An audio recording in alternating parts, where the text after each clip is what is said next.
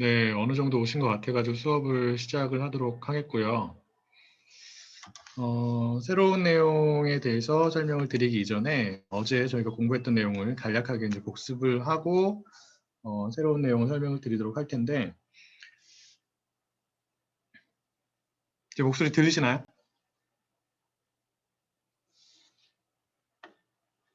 네, 화면도 보이시고요. 네, 알겠습니다.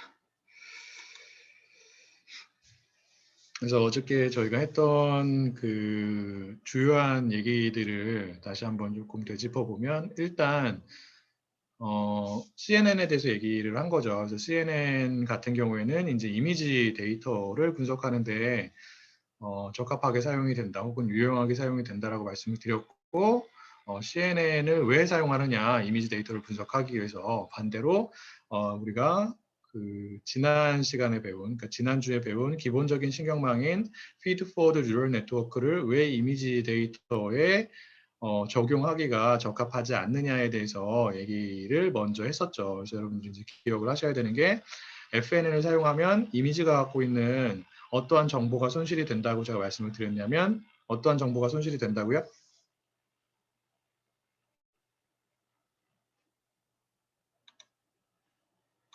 이미지가 갖고 있는 공간 정보, 공간적인 정보가 손실이 된다고 했고, 이미지 데이터를 분석하기 위해서 FNN을 사용했을 때 발생하는 또 다른 문제가 뭐예요? 공간적인 정보가 손실이 된다라는 게 이제 가장 주요한 문제점이 되는 거고, 또 다른 문제가 무엇이 되는 거죠? 혹시 기억나시는 분 계신가요? 네, 과적합. 왜 과적합이 발생을 할 수 있는 거죠? 혹은 과적합이 발생할 가능성이 기본적인 신경망을 사용을 하면 왜 증가를 하게 되는 거예요? 뭐의 수가 증가한다고 제가 말씀을 드렸죠? 맞습니다.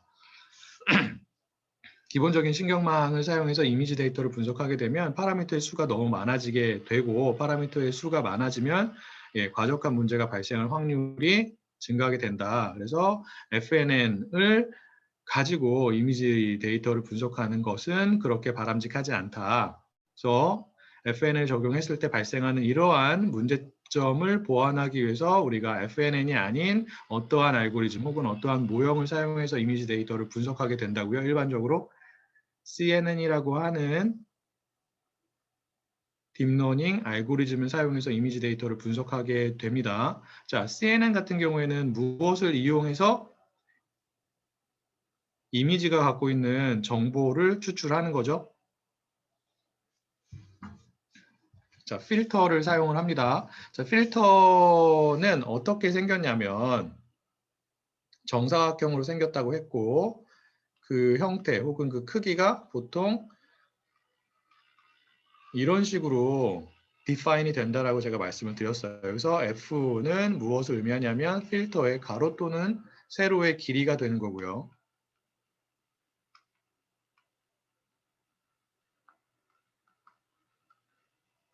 D는 무엇을 의미하는 거죠? 필터가 갖는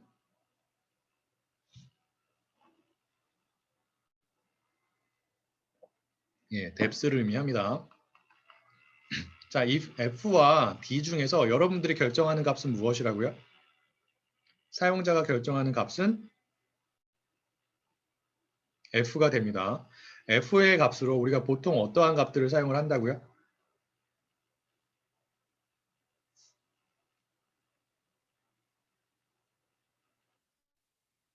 홀수, 그 중에서도 3 또는 5의 값을 사용을 한다라고 제가 말씀을 드렸고, 이 필터가 갖는 뎁스의 크기는 무엇에 의해서 자동적으로 결정이 되냐면 필터가 적용이 되는 이미지 데이터가 갖는 뎁스에 의해서, 혹은 입력되는 데이터의 뎁스에 의해서 자동적으로 결정이 된다라고 제가 말씀을 드렸어요. 그래서 만약에 우리가 어떠한 필터를 흑백 이미지에 적용을 한다라고 하는 경우에는, 흑백 이미지 같은 경우에는 뎁스의 크기가 얼마이기 때문에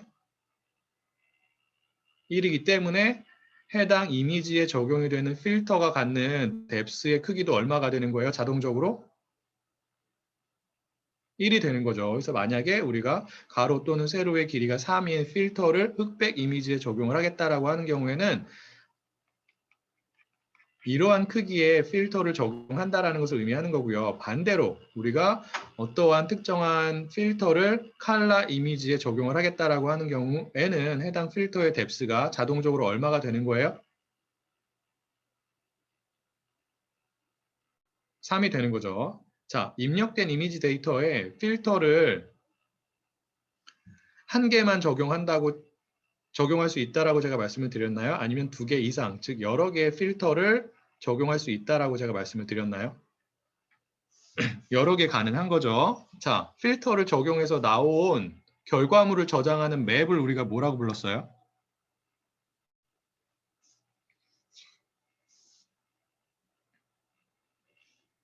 액티베이션 맵이라고 불렀죠. 혹은 피처 맵, 혹은 리스판스 맵이라고도 한다고 말씀을 드렸습니다. 자, 액티베이션 맵 같은 경우에도 3차원의 행렬 형태로 생성이 되는데 가로와 세로의 길이는 어떻게 결정이 되는 거죠?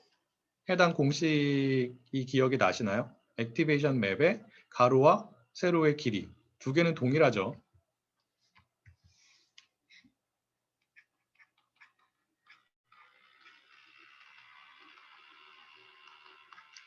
이렇게 된다라고 제가 말씀을 드렸어요.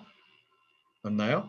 그래서 여기 n은 입력된 데이터가 갖는 가로 또는 세로의 길이가 되고요. 이 f는 우리가 해당 입력 데이터에 적용하는 필터의 가로 또는 세로의 길이가 되는 거고, 그 다음에 스트라이드로 나눠주고 더하기 1을 해줍니다. 이게 뭐예요? 필터를 적용해서 나오는 액티베이션 맵의 가로 또는 세로의 길이예요. 자, 액티베이션 맵의 뎁스는 어떻게 결정이 되는 거죠? 필터를 여러 개 적용했을 때 3차원 형태의 액티베이션 맵이 생성이 된다라고 제가 말씀을 드렸어요. 즉 각각의 필터를 적용하면 뎁스가 1인 액티베이션 맵이 여러 개가 나옵니다. 동일한 크기의 가로와 세로의 길이가 동일한 액티베이션 맵이 여러 개가 나오죠. 걔네들을 뎁스 와이즈로 차곡차곡 쌓을 수가 있다라고 제가 말씀을 드렸고, 그렇게 차곡차곡 쌓으면 3차원 형태의 액티베이션 맵이 되는 거죠. 그러한 3차원 형태의 액티베이션 맵, 필터를 여러 개 적용해서 나온 액티베이션 맵의 뎁스는 어떻게 결정이 되는 거예요? 무엇과 같아요? 우리가 적용한 필터의 개수랑 동일합니다. 맞나요? 자, 그래서 필터를 여러 개 적용해서 나온 액티베이션 맵을 또 다른 무엇으로 간주할 수 있다고요? 이미지 데이터로 간주할 수 있는 거죠. 그 얘기는 뭐예요? 액티베이션 맵에 다시 무엇을 적용할 수 있어요? 필터를 여러 개 적용할 수 있는 거죠. 그러한 과정을 보통 여러 번 반복하게 됩니다. 몇 번 반복하느냐는 여러분들이 결정하는 거예요. 알겠죠? 그래서 전체적인 과정을 이런 식으로 우리가 요약할 수 있다라고 말씀을 드렸어요. 그래서 요거는 원본 이미지예요. 입력된 이미지라고요. 얘는 컬러 이미지죠. 컬러 이미지이기 때문에 뎁스가 3이 된 거고 가로와 세로의 길이가 32가 됩니다. 그래서 32 곱하기 32 곱하기 3 형태의 이미지 데이터가 입력이 된 거고요. 거기에 크기가 얼마인? 5 곱하기 5 곱하기 3인 다시 한번 말씀드리지만 이 5는 여러분들이 결정하는 값들이고 이 3은 자동으로 결정이 되는 값이라고 제가 말씀을 드렸어요. 그래서 입력된 데이터가 갖는 뎁스가 3이기 때문에 우리가 그 입력된 데이터에 적용하는 필터의 뎁스의 크기로 3을 사용하게 되는 겁니다. 얘는 이제 자동적으로 결정이 되는 거고 그러한 특정한 크기를 갖는 필터를 이 입력 데이터에 몇 개를 적용한 거예요, 지금? 몇 개를 적용했죠?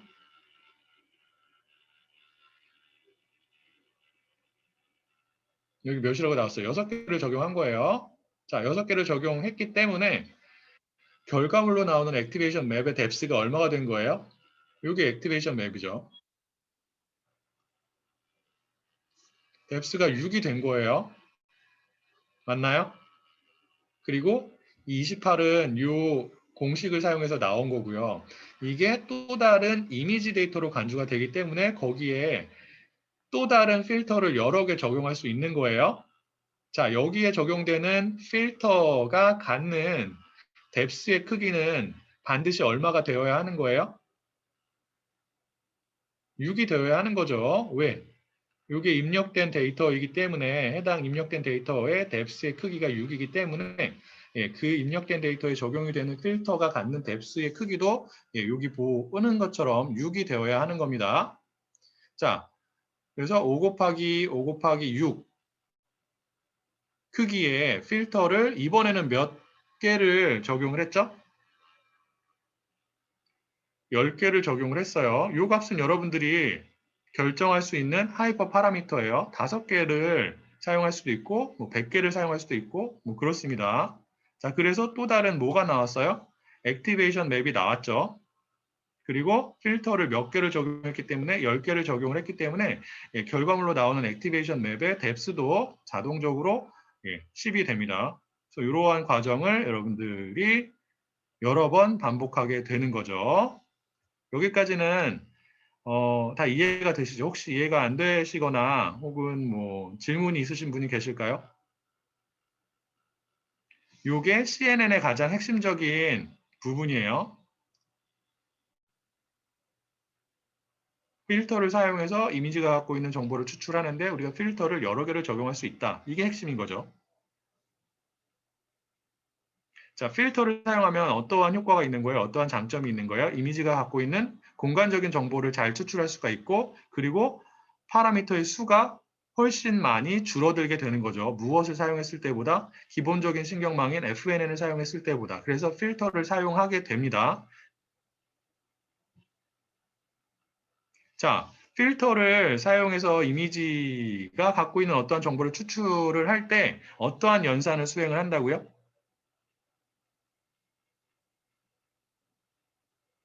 필터가 갖고 있는 각각의 셀의 원소들과 그리고 필터가 적용되는 이미지 부분이 갖고 있는 각각의 셀이 갖고 있는 원소들 간의 내적 연산, 그러한 내적 연산을 우리가 다른 이름으로 뭐라고 부른다고 했죠? 합성곱 연산이라고 한다라고 했습니다. 그래서 이러한 방법을 사용하는 뉴럴 네트워크를 무슨 뉴럴 네트워크, 무슨 신경망이라고 부르는 거예요? 합성곱 신경망이라고 부르는 거죠. 그 다음에 여러분들이 이제 기억하셔야 되는 또 다른 주요한 개념 용어가 스트라이드는 앞에서 얘기했고 패딩과 풀링이 있었어요. 자, 패딩은 왜 사용을 한다고요?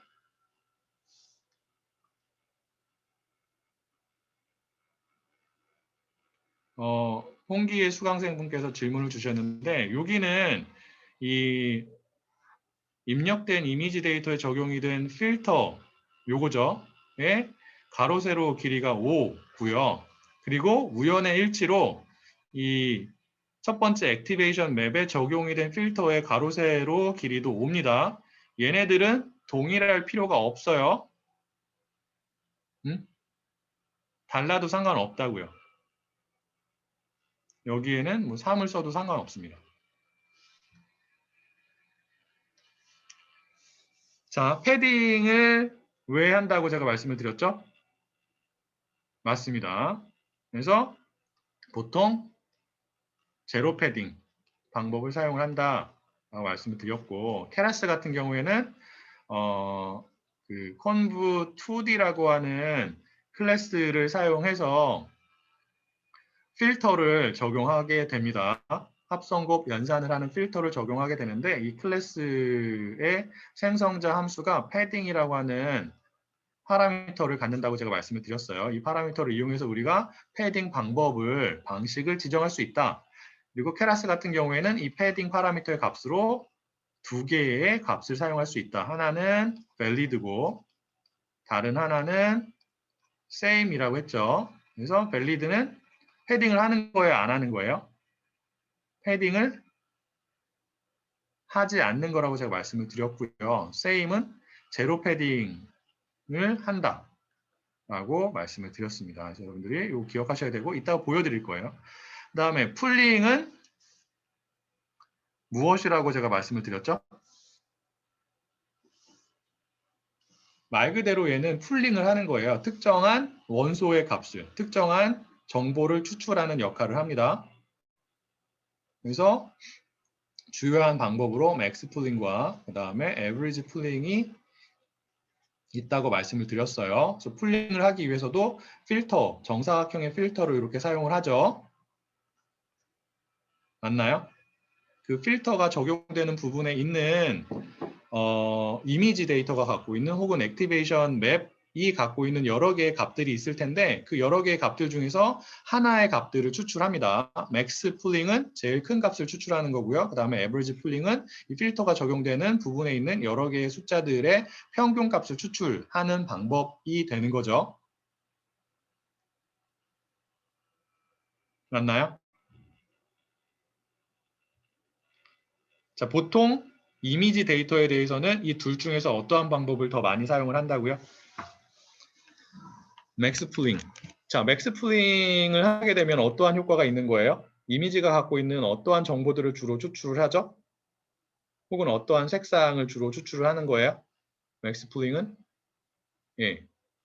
밝은 색일수록 그 값이 255에 더 가깝다라고 얘기를 했고 어두운 색일수록 그 값이 0에 더 가깝다라고 얘기를 했습니다. 즉 더 작은 값을 가질수록 어두운 색이고 더 큰 값을 가질수록 밝은 색이 된다라고 했고 맥스 풀링은 더 큰 값을 추출하는 방법이기 때문에 이미지가 갖고 있는 여러 개의 색상들 중에서 밝은 색을 추출하게 되는 거고 보통 이미지의 특성은 밝은 색을 가지고 표현이 되기 때문에 우리가 맥스 풀링을 이미지 데이터에 주로 사용을 한다라고 한 거죠. 여기까지가 가장 핵심적인 내용이에요. 무엇에? CNN에. 혹시 여기까지 질문이 있으실까요? 이론적인 내용은 거의 다 끝났어요. 이제 코딩을 실제로 해볼 거고요.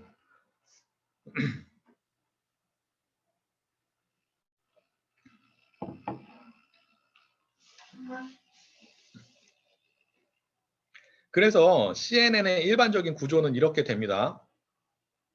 이 부분은 제가 앞에서 이거 보여드렸잖아요.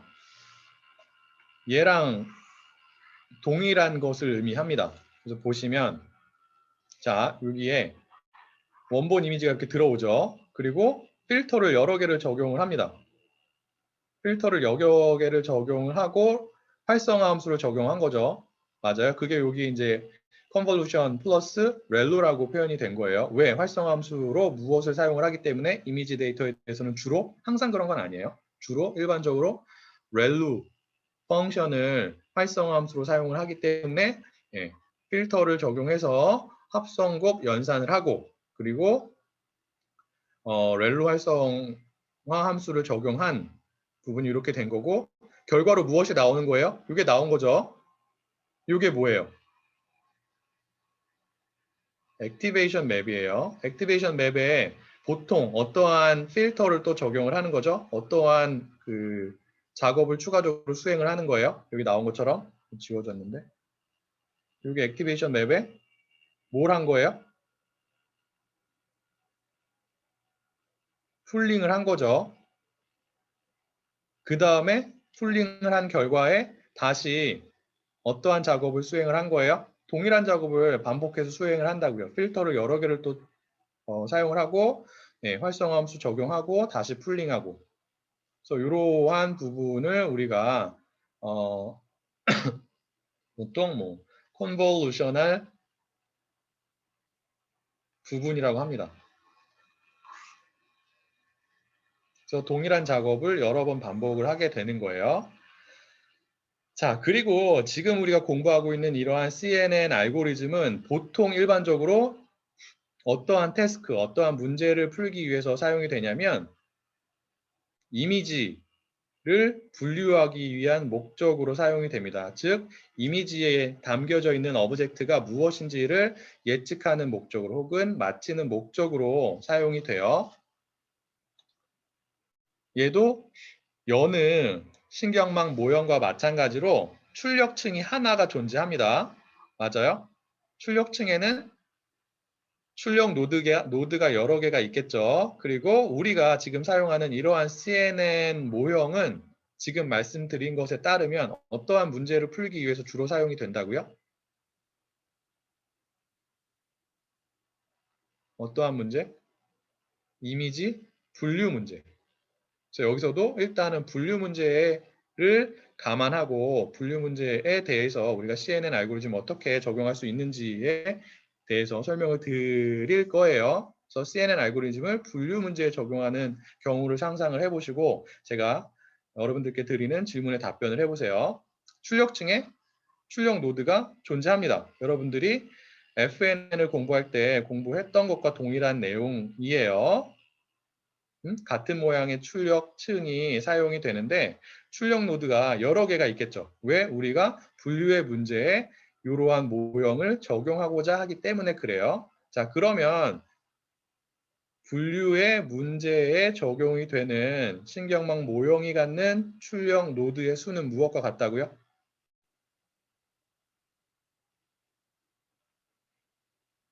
종속 변수가 취할 수 있는 값의 수, 즉 클래스의 수와 동일합니다. 맞아요? 얘도 마찬가지예요. CNN 모형도 동일한 출력층을 사용하기 때문에 출력층에 존재하는 출력 노드의 수는 종속 변수가 취할 수 있는 값의 수와 동일합니다. 그리고 각각의 출력 노드에서 어떠한 값이 출력이 된다고요? 종속 변수가 특정한 값을 가질 확률 값이 출력이 되는 거예요. 어떠한 활성 함수를 이용해서? 소프트맥스 활성 함수를 이용해서. 아시겠죠? 정보가 이렇게 넘어와가지고 걔가 어떠한 몇 개의 층을 거쳐서 최종적인 출력층의 입력값으로 들어가고 출력층에 존재하는 각각의 노드를 통해 가지고 확률값으로 결과 값이 출력이 됩니다. 그리고 보통 CNN 모형에서는 이 최종 출력층 앞에 하나 또는 두 개 정도의 dense layer 혹은 fully connected layer를 사용을 합니다. 여기에 여기 두 개가 있죠. 얘네들이 뭐냐면 dense layer예요. 혹은 fully connected layer라고 표현을 합니다. 요거는 FN은 저희가 공부할 때 다뤘던 내용이죠. 맞나요? 그래서 일반적인 은닉층이라고 생각하시면 돼요. 여러 개의 노드들이 이렇게 일렬로 배열이 되어 있는 거죠. 자, 근데 여러분들이 한번 생각해 보셔야 되는 게 무엇이냐면 이 CNN 모형이 갖는 요 앞에 있는 콘볼루셔널한 부분이 전달하는 데이터의 형태가 어떠한 형태인지를 생각을 해 보셔야 돼요. 어떠한 형태죠? 이 여기를 딱 잘라서 3차원 형태예요. 맞아요. 여러분들 그 FNN을 그 이미지 데이터에 적용을 했을 때 기억이 나시죠? 그래서 우리가 엠니스트 데이터 셋에 존재하는 이미지 데이터를 분석하기 위해서 이 기본적인 신경망을 적용을 했었는데 이미지 데이터, 엠니스트 데이터 셋에 존재하는 이미지 같은 경우에는 몇 차원 형태의 데이터가 됐냐면 2차원 형태의 데이터로 표현이 됐었습니다. 얘를 그대로 이 FNN 입력층은 이렇게 생겼다고 제가 말씀을 드렸죠. 얘를 그대로 여기에 넣을 수가 있었나요? 없었나요?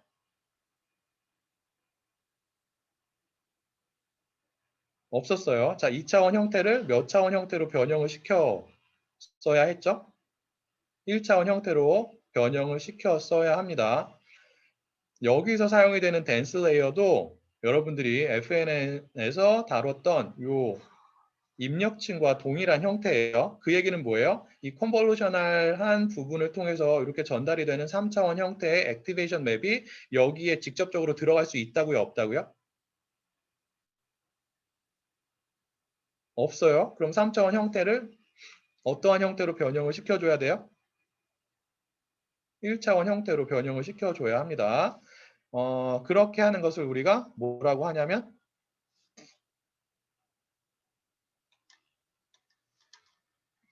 플래튼 혹은 플래트닝이라고 합니다. 한국말로는 평탄화 라고 표현을 하죠. 별게 아니에요. 3차원 형태를 1차원으로 그냥 바꿔주는 거라고요. 그림으로 표현하면 이렇게 됩니다. 그래서 요거는 2차원 형태를 1차원 형태로 플래트닝 시켜주는 것을 보여주고 있는 그림이 되고요. 그리고 3차원 형태는 이렇게 이제 플래트닝이 되는 거죠. 별게 아니에요. 3차원 형태의 데이터를 그냥 형태만 바꾸는 겁니다. 어떻게? 1차원의 형태로.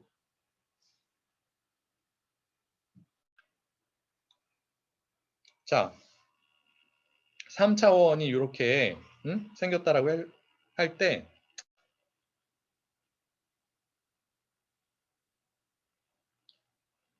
요게 H, 하이트가 되고요. 요게 이제 width가 되고 그리고 이 부분을 채널의 수, 뎁스라고 표현할 수 있는데 뎁스라고 할게요. 그러면 여기에 있는 전체 값의 수는 어떻게 되냐면 여기 나와 있는 것처럼 W 곱하기 H 곱하기 D가 돼요. 얘를 1차원으로 바꿔도 어떠한 것의 수는 달라지지 않아요. 원소의 수는 달라지지 않아요. 그래서 1차원으로 이렇게 배열을 하더라도 원소의 수, 값의 수는 동일하게 됩니다. 아시겠죠?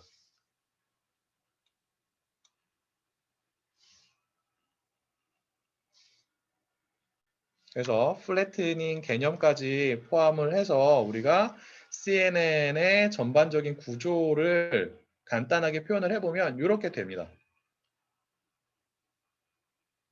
그래서 그 필터를 사용해서 합성곱 연산을 하고요. 활성화 함수를 적용을 하고 여기는 이제 풀링을 안 했는데 여기 풀링을 할 수도 있는 거예요. 풀링은 반드시 해야 되는 게 아니기 때문에 여러분들이 할 수도 있고 하지 않을 수도 있습니다. 그 다음에 같은 작업을 반복을 한 거고 이번에는 풀링을 적용을 한 거고 같은 작업을 한 번 더 한 거고 그래서 이 부분이 뭐라고요? CNN 모형의 컨볼루셔널한 부분이라고요. 그 다음에 여기 이렇게 여기서 나오는 게 이제 3차원 형태의 데이터이기 때문에 걔를 fully connected layer의 입력값으로 전달을 하기 위해서 어떠한 작업을 해요? 우리가 플래트닝 작업을 하는 거죠. 그래서 fully connected layer. 그래서 얘는 우리가 지난주에 공부했던 은닉층이라고 생각하시면 된다라고 제가 말씀을 드렸죠. 그래서 여기서는 fully connected layer 두 개를 사용하고 최종적으로 출력층을 사용한 거고 출력층에 존재하는 각각의 노드들, 즉 출력 노드들은 softmax라고 하는 활성화 함수를 갖게 됩니다. 이게 전반적인 CNN 구조가 돼요.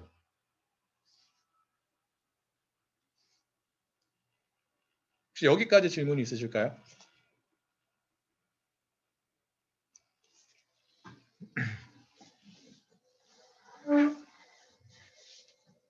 자, 질문이 없으시면 파이썬 코딩을 직접 한번 해볼게요. 쉬운 것부터 하죠. 그래서 지난주에 살펴봤던 그 손으로 쓴 숫자가 저장되어 있는, 포함되어 있는 이미지들을 저장하고 있는 엠니스트 데이터셋을 분석을 해볼 겁니다. 이번에는 FNN을 사용하는 게 아니라 CNN을 사용을 하는 거예요. 그래서 해당 코드는 제가 여러분들께 전달을 해드린 주피터 노트북 파일 중에서 여기 나와 있는 엠니스트 CNN example이라고 하는 주피터 노트북 파일에 저장이 되어 있습니다. 이거를 보면서 설명을 드릴게요.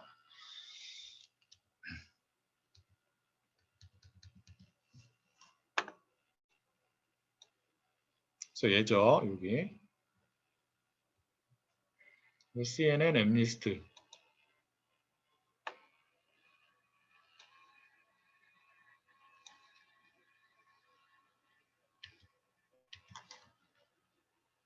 네, 이게 슬라이드에는 엠리스트 CNN이라고 되어 있는데 여러분들께 나눠드린 파일의 이름은 CNN 엠리스트가 됩니다.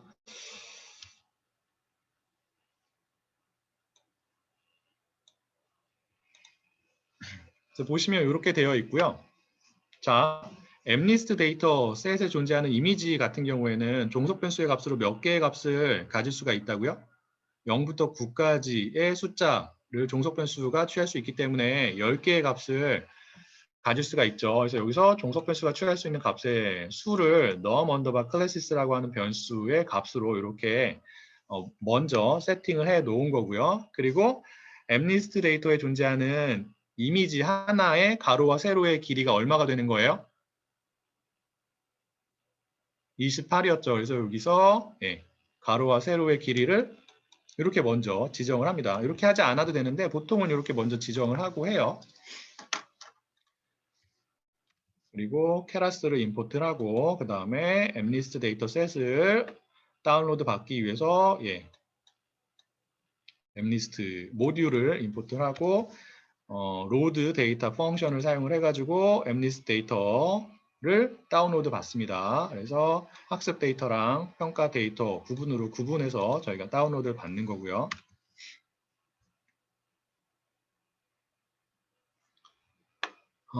그래서 x 언더바 train이라고 하는 변수를 보면은 학습 데이터에 존재하는 독립 변수의 정보, 즉 각각의 이미지에 대한 정보가 저장이 되어 있습니다. 그래서 이렇게 형태를 보면은 지금 어떻게 되어 있냐면 6만, 28, 28로 되어 있죠. 즉 몇 장의 사진이 이 x 언더바 train이라고 하는 변수 안에 저장이 되어 있는 거예요. 즉 학습 데이터에 존재하는 이미지의 수가 몇 개예요? 6만 개죠. 그리고 한 장의 이미지가 몇 곱하기 몇의 데이터로 지금 구성이 되어 있는 거예요. 28 곱하기 28이죠.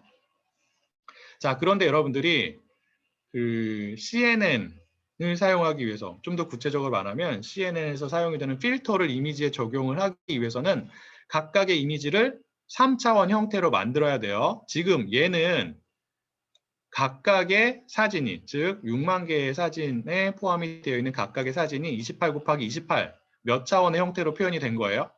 3차원이 아니에요. 2차원의 형태로 표현이 되어 있어요. 뭐가 생략이 된 거예요? 어떠한 부분이? 뎁스 부분이 생략이 된 거예요. 흑백 이미지의 뎁스는 얼마라고요? 1이에요. 걔가 생략이 됐어요.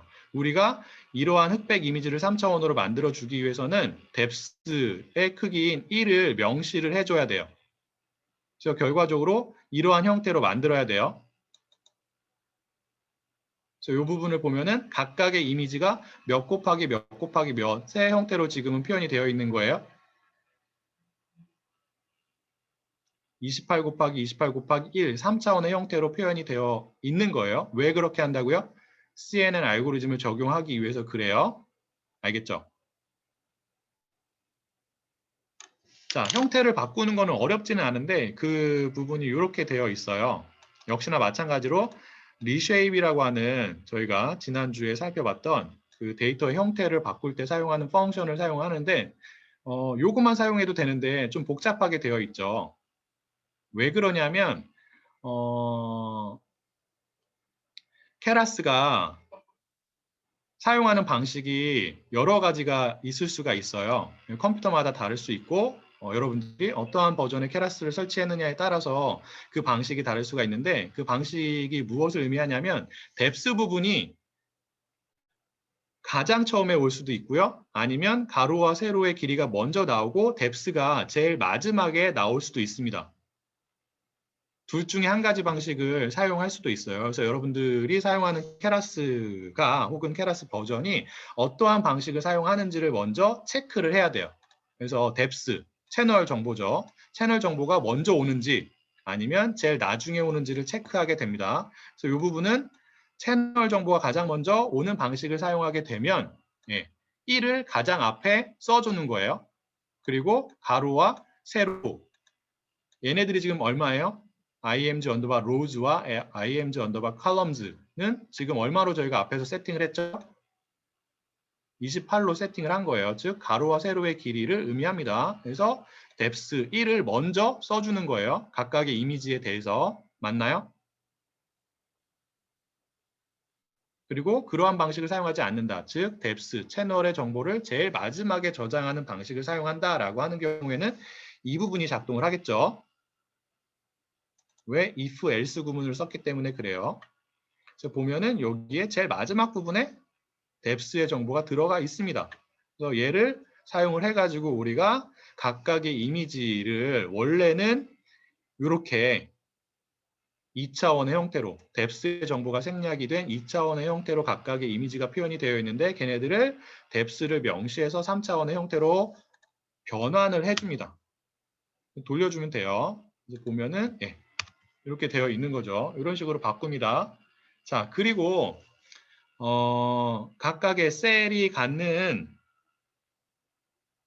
값은 숫자의 값인데 그 숫자의 값은 0하고 255 사이라고 제가 말씀을 드렸어요. 근데 보통 데이터 분석에서는 원래의 값을 그대로 사용하지 않고 노멀라이제이션을 해준다라고 했죠. 즉 0에서 255 사이의 값을 다른 범위로 변경을 합니다. 보통 몇하고 몇 사이로 바꾼다고요? 이미지 데이터 분석에서는 0하고 1 사이의 값으로 노멀라이제이션을 해주죠. 그래서 그러한 작업을 해주기 위해서 각각의 셀의 값을 255로 나눠준 거예요. 이거는 지난주에 한 것과 동일한 겁니다. 그 다음에 종속 변수 같은 경우에는 0부터 9까지의 값을 취하게 되는데 우리가 분류 작업을 하기 위해서는 원래의 값을 그대로 사용하지 않고 종속 변수의 값을 무엇으로 변경을 해줘야 된다고요? 어떠한 벡터로 변경을 해줘야 돼요?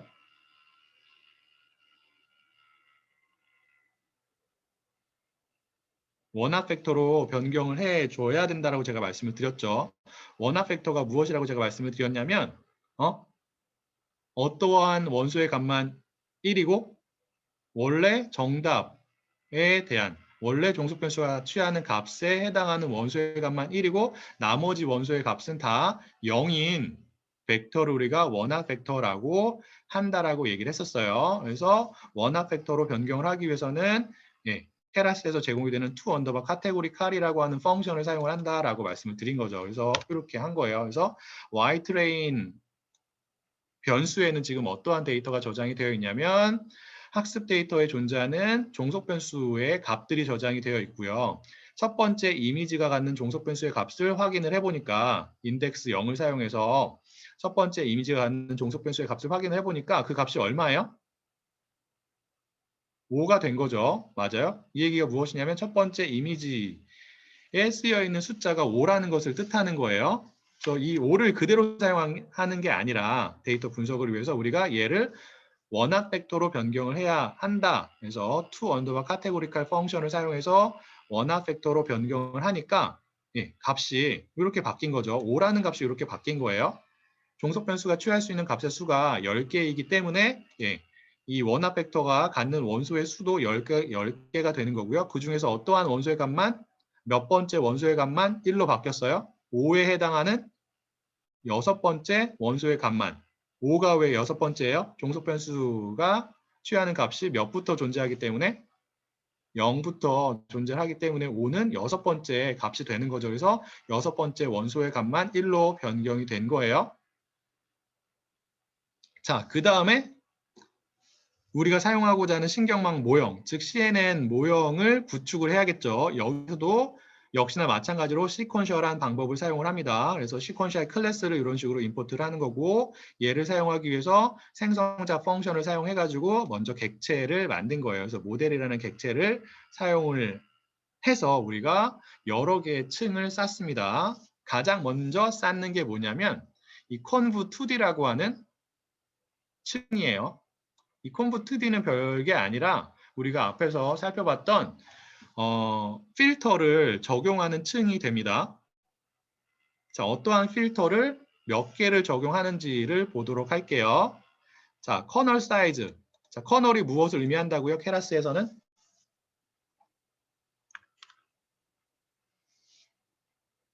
필터를 의미합니다. 그래서 우리가 일단 필터의 크기를 지정을 해야 돼요. 다시 한번 얘기하지만 필터의 크기는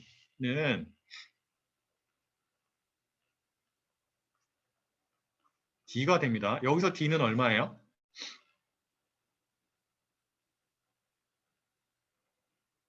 지금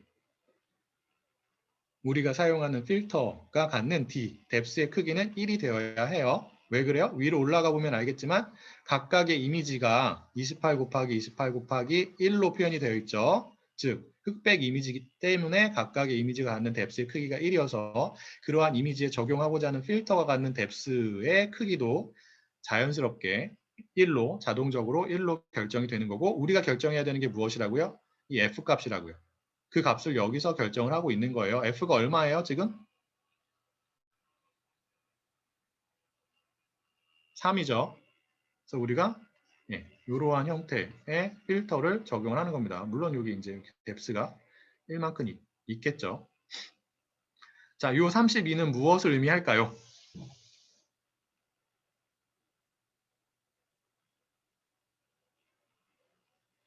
이 32는 무엇을 의미할까요? 여러분들이 한번 생각해 보세요. 게스.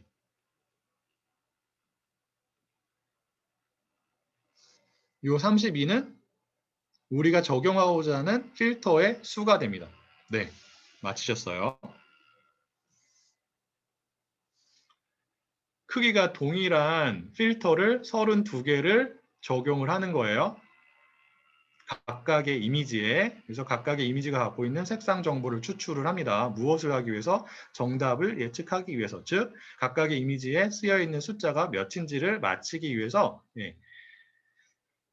3 곱하기 3 곱하기 1의 필터를 몇 개를 적용한다고요? 32개를 적용한다고요. 자, 그러면 이러한 필터들을 여러 개를 적용하면 결과물로 우리가 무엇을 얻어요? 액티베이션 맵을 얻겠죠. 맞나요? 3차원의 액티베이션 맵을 얻을 겁니다.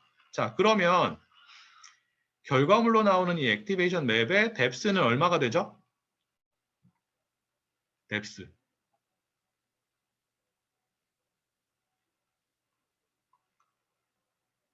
32가 되죠. 왜? 몇 개의 필터를 적용했기 때문에?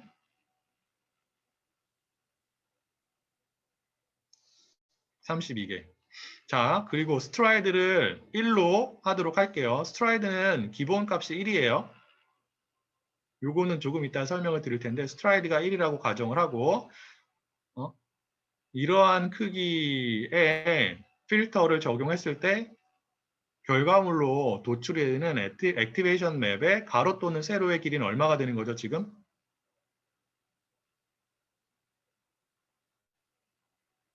어떻게 돼요? 28 빼기 3 나누기 스트라이드가 1이라고 제가 말씀을 드렸죠. 이게 되는 거예요. 얼마가 돼요? 결과물로 나오는 액티베이션 맵의 가로 또는 세로의 길이는 26이 되는 거예요. 맞나요?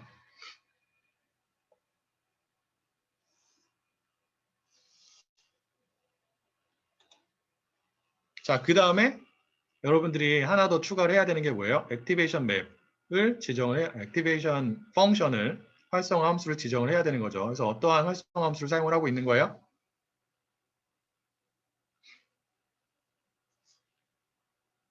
렐루 펑션을 사용을 하고 있는 거죠. 그리고 input shape를 이런 식으로 지정을 해주시면 됩니다.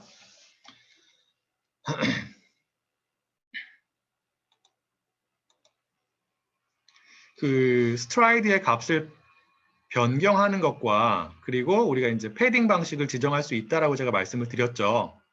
맞나요? 그래서 패딩 방식을 지정하기 위해서는 이 conv2d라고 하는 클래스의 생성자 함수와 같는 패딩이라고 하는 파라미터를 사용한다라고 말씀을 드렸고 패딩 파라미터는 서로 다른 두 가지 값 중에 하나를 취할 수 있다.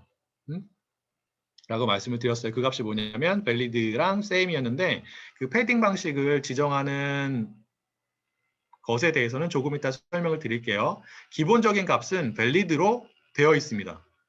그래서 여러분들이 패딩 방식을 same으로 명시를 하지 않으면 기본적인 값인 valid가 사용이 되는 거예요. valid는 패딩을 하는 거라고요? 안 하는 거라고요?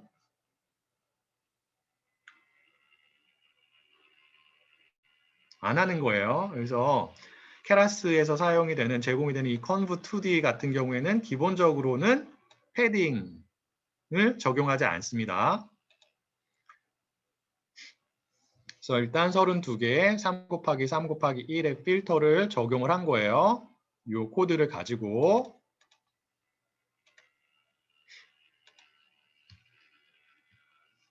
실행을 했나요?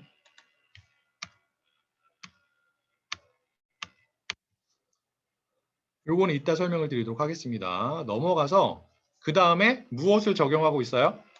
결과물로 나온 필터를 32개 적용해서 나온 액티베이션 맵에 무엇을 적용하고 있는 거죠? 여기서는 이름을 보면 추가가 되는 레이어의 이름을 보면 여러분들께서 액티베이션 맵에 무엇을 적용하고 있구나를 쉽게 추측하실 수가 있습니다. 무엇을 적용하고 있는 거죠? 여기 지금 맥스 풀링을 적용하고 있는 거예요. 알겠죠? 그리고 이 full 언더바 사이즈라고 하는 파라미터는 무엇에 대한 것이냐면 맥스 풀링을 위한 필터의 크기를 지정을 합니다. 지금 몇 곱하기 몇 필터를 적용을 하고 있는 거죠? 2 곱하기 2 필터를 사용을 하고 있는 거예요. 그리고 해당 필터를 적용할 때 우리가 이제 스트라이드 값을 사용하게 되는데 스트라이드의 값은 기본적으로 얼마라고요? 무엇과 같다고요? 풀링 같은 경우에는 필터의 가로 또는 세로의 길이와 동일하다고 제가 말씀을 드렸어요. 그래서 2 곱하기 2 필터를 사용하는 경우에 적용이 되는 스트라이드 값은 2가 됩니다. 자동적으로. 자, 여기서는 컨브 2D를 한 번만 적용을 하고요. 그 다음에 맥스 풀링을 한 번만 적용을 할 거예요. 이따가 얘네들을 이제 반복하는 것에 대해서도 한번 간단하게 보여드리도록 하겠습니다. 그 다음에 댄스 레이어를 추가를 하고 하나의 댄스 레이어를 추가를 하고 그 다음에 마지막으로 출력층을 추가를 할 거예요. 자, 그런데 중간에 우리가 어떠한 작업을 수행을 해야 된다고요? 컨볼루셔널 부분에서 전달을 하는 3차원 형태의 데이터를 댄스 레이어에 입력하기 위해서는 1차원 형태로 변형을 시켜줘야 한다고 제가 말씀을 드렸죠. 즉, 평탄화 작업, 플래트닝 작업을 해야 합니다. 플래트닝 작업은 여기서 볼 수 있는 것처럼 플래튼이라고 하는 클래스를 사용해서 여러분들께서 작업을 하실 수가 있고요. 그 다음에 은닉층을 하나 쌓는 거예요. 댄스 레이어, 즉 fully connected 레이어를 쌓는 겁니다. 이렇게 쌓고 있는 거죠. 해당 은닉층에는 해당 댄스 레이어에는 몇 개의 노드가 있는 거예요? 지금 몇 개의 은닉 노드가 추가가 되고 있는 거죠? 이거 기억나시죠? 이게 해당 레이어에 존재하는 은닉 노드의 수예요. 그래서 128개의 노드, 은닉 노드가 존재하는 댄스 레이어를 추가를 하고 있는 거고요. 그리고 각각의 은닉 노드는 어떠한 함수를 갖는다고요? 활성화 함수를 갖는다고 제가 말씀을 드렸죠. 여기서는 어떠한 활성화 함수를 추가를 하고 있냐면 역시나 마찬가지로 렐루 활성화 함수를 사용하고 있습니다. 그래서 댄스 레이어를 이런 식으로 하나 추가를 한 거고 그 다음에 최종적으로 출력층을 추가를 합니다. 그래서 출력층에 존재하는 노드의 수는 종속 변수가 취할 수 있는 값의 수와 동일하고 지금 우리가 다루는 데이터에 대해서는 종속 변수의 값이 10개죠. 그리고 10이라는 숫자가 앞에서 설명을 드린 것처럼 여기 나와 있는 num underbar classes라고 하는 변수의 값으로 저장이 되어 있습니다. 물론 여기를 그냥 10이라고 치셔도 돼요. 그리고 분류의 문제이기 때문에 활성화 함수로 softmax 펑션을 사용을 하죠. 그래서 우리가 사용하고자 하는 모형을 다 구축을 한 거예요. 그래서 구축을 다 한 다음에 모형의 형태를 summary 펑션을 가지고 확인을 해보면 이렇게 되는 겁니다. 자, 첫 번째, 여기 이제 요 앞에 여기 써보자. 요 앞에 여기에 입력층이 생략이 된 거예요. 그리고 입력층에 우리가 첫 번째로 무엇을 적용한 거예요? conv2d 레이어를 적용한 거죠. 즉 무엇들을 여기에 적용한 거예요? 입력되는 이미지 데이터에 여러 개의 필터를 적용을 한 거예요. 3 곱하기 3 곱하기 1의 필터를 몇 개 적용을 했죠? 아까? 32개 적용을 했어요. 자, 여기 보면은 이러한 값이 나와 있죠. 얘가 뭐예요? 이 레이어를 통과해서 나오는 결과물의 형태예요. 즉, 3 곱하기 3 곱하기 1의 필터를 32개 적용을 했을 때 나오는 결과물의 형태, 즉 액티베이션 맵의 크기가 됩니다.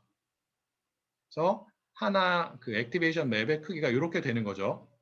26 곱하기 26 곱하기 32가 되는 거예요. 이게 액티베이션 맵의 depth가 되는 거고 26이 가로와 세로의 길이가 되는 거죠.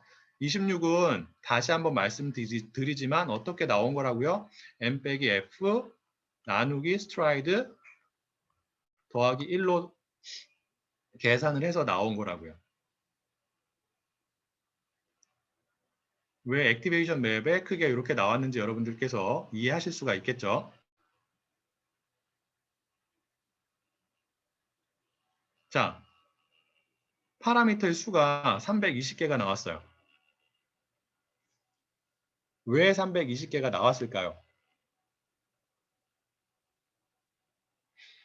자, 필터를 우리가 몇 개 사용을 했냐면 32개를 사용을 했어요. 크기가 얼마인? 3 곱하기 3 곱하기 1인. 그러면 기본적으로 각각의 필터가 몇 개의 파라미터를 가져요? 각각의 필터가 지금 각각의 필터가 몇 개의 파라미터를 갖죠?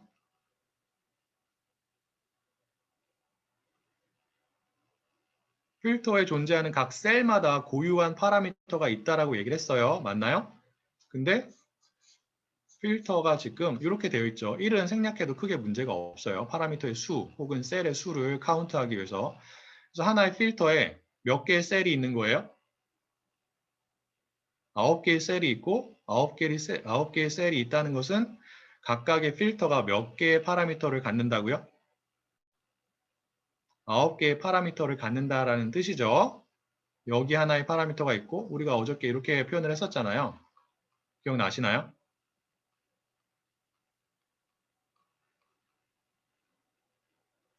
9개의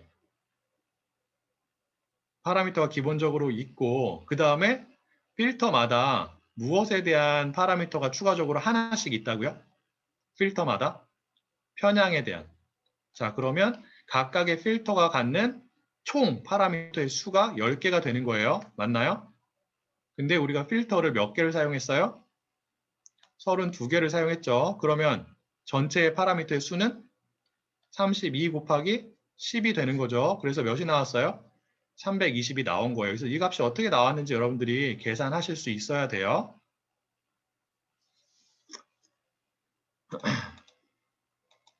자, 그리고 맥스 풀링을 한 거고요. 그래서 맥스 풀링을 해가지고 이렇게 나온 거죠. 우리가 지금 맥스 풀링을 위해서 2 곱하기 2 필터를 적용했기 때문에 맥스 풀링을 적용해서 나온 결과물, 걔도 또 다른 액티베이션 맵이 되는 거예요. 그 액티베이션 맵의 크기를 보면은 가로 또는 세로의 길이가 13으로 되어 있습니다. 반으로 줄어든 거죠. 왜? 2 곱하기 2 필터를 적용했기 때문에. 그리고 플래튼을 시키니까 전체 원소의 수가 몇 개인 1차원 벡터로 바뀐 거예요?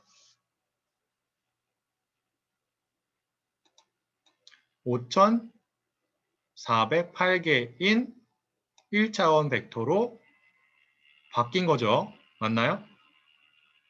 얘를 어디에 전달하냐면 노드의 수, 은닉 노드의 수가 128개인 덴스 레이어로 입력을 하는 겁니다. 그래서 그림을 그려보면 어떻게 되냐면 플래튼을 시킨 거죠. 플래튼을 시켰더니 쭉 이렇게 나왔어요. 몇 개 있냐면 5, 4, 0, 8이 있어요. 그리고 얘가 어디로 들어가는 거예요? 은닉 노드가 128개인 은닉층, 즉 덴스 레이어로 넘어가는 거예요. 이게 128개예요. 이게 이제 플래튼을 시켜서 나온 거고요. 그리고 이게 덴스 레이어가 됩니다. 자, 플래튼을 시켰을 때 결과물로 이제 5408개가 나오는데 여기에도 추가적으로 하나의 무엇이 있을까요? 이 위에. 이 위에 하나의 편향 노드가 있어요. 그럼 이렇게 연결이 되겠죠, 다.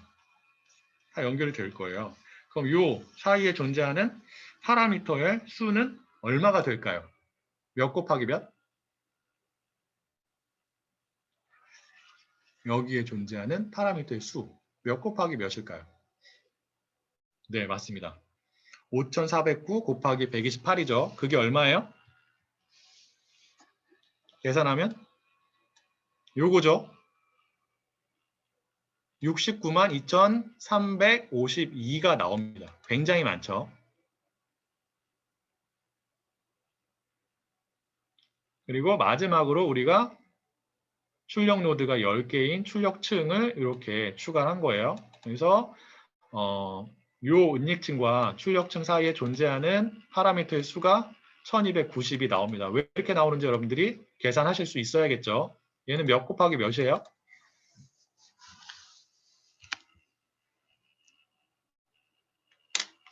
네, 129 곱하기 10이 되는 거죠. 왜? 여기 은닉층에 128개의 은닉 노드가 있고 추가적으로 편향 노드가 하나 더 있기 때문에 해당 은닉층에 존재하는, 해당 댄스레이에 존재하는 전체 노드의 수가 129개가 되기 때문에 그렇습니다.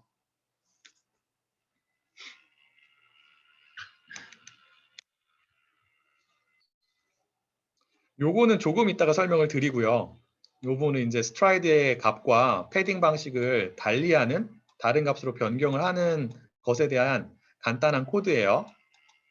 요거는 조금 이따가 설명을 하고 지금 설명을 할까요? 잠깐 몇 시죠? 11시가 됐는데 일단 여기까지 하고 한 10분 정도 쉬고 추가적으로 설명을 드릴게요.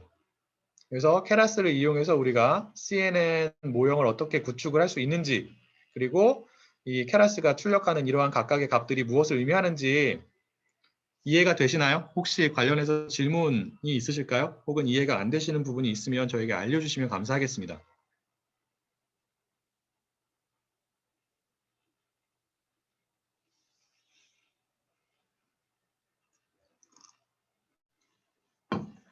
질문이 없으시면 10분 정도 쉬었다가 11시 10분부터 다시 수업을 진행하도록 하겠습니다.